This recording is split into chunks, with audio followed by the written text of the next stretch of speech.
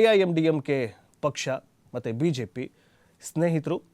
So ಹೀಗಾಗಿ ಮೈತ್ರಿಗಾಗಿ BJPಯಿಂದ ಅಣ್ಣಾಮಲೈ ಬಲವನ್ನು ಅಂದರೆ ಅಣ್ಣಾಮಲೈ ಅವರು ಈಗ ನೀವು ರಿಸೈನ್ ಕೊಡಬೇಕು ಅನ್ನುವಂತಹ ಮಾತುಗಳನ್ನು ಹೇಳಿದ್ದಾರೆ.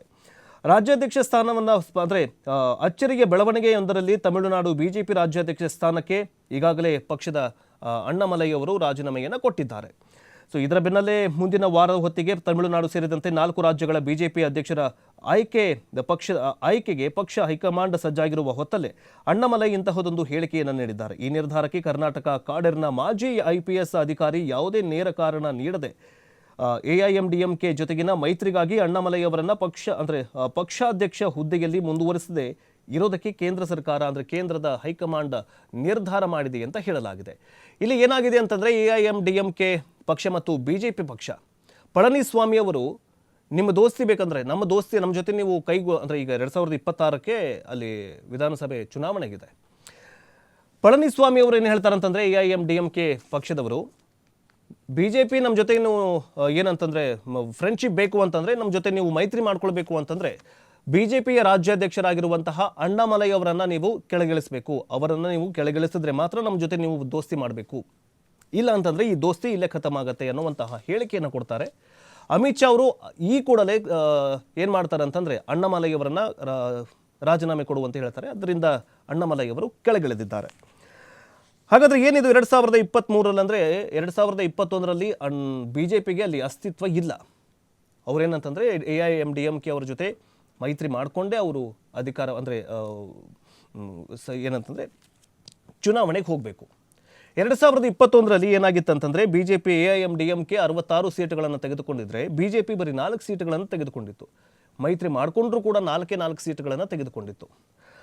ಬಟ್ 2024ರ ಲೋಕಸಭಾ ಚುನಾವಣೆಯಲ್ಲಿ ಈ ಒಂದು ಮತದಾನ ಅಂದರೆ ವೋಟಿಂಗ್ ಪರ್ಸೆಂಟೇಜ್ 11ರಷ್ಟು ಏರಿಕೆಯಾಗತ್ತೆ. ಆದರೆ ಯಾವುದೂ ಕೂಡ ಸೀಟ್ ಬರೋದಿಲ್ಲ BJPಗೆ.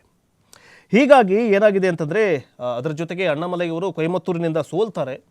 ಸೊ ಇವೆಲ್ಲವೂ ಕೂಡ ಈ ಸೋಲಿಗೆ ಕಾರಣವಾಯಿತು. ಸೊ ಅದಕ್ಕೋಸ್ಕರ ಏನಾಗಿದೆ ಅಂತಂದರೆ ಅಣ್ಣಾಮಲೈ ಅವರನ್ನು ನೀವು ಕೆಳಗಿಳಿಸಬೇಕು, ಕೆಳಗಿಳಿಸಿದ್ರೆ ಮಾತ್ರ ನಾವು ನಿಮ್ಮ ಜೊತೆ ಫ್ರೆಂಡ್ಶಿಪ್ ಮಾಡಿಕೊಳ್ತೀವಿ ಅನ್ನುವಂತಹ ಸಂದೇಶವನ್ನು ನೀಡಿದ ನಂತರ ಹೈಕಮಾಂಡ್ ಏನು ಮಾಡಿದೆ ಅಂತಂದರೆ ಅಣ್ಣಾಮಲೈ ಅವರನ್ನು ರಾಜ್ಯಾಧ್ಯಕ್ಷ ಸ್ಥಾನದಿಂದ ಕೆಳಗಿಳಿಸಿದ್ದಾರೆ. ಬಟ್ ಮುಂದಿನ ದಿನಗಳಲ್ಲಿ ಇದು ಹೆಂಗೆ ಆಗತ್ತೆ ಅಂತ ಕಾದು ನೋಡಬೇಕಾಗಿದೆ.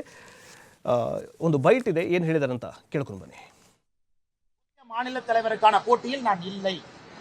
சரியான அடுத்தது அதையே இன்னைக்கு நாளைக்கு நீங்க அப்படியே ஒரு நியூஸை போட்டு அண்ணாமலை டெல்லி போறாரு, அண்ணாமலை இவரை கை காட்டினாரு, அண்ணாமலை இவரை கை காட்டல, இந்த எந்த வம்பு சண்டைக்கு நான் வரலீங்கன்னா நான் போட்டியில் இல்லை.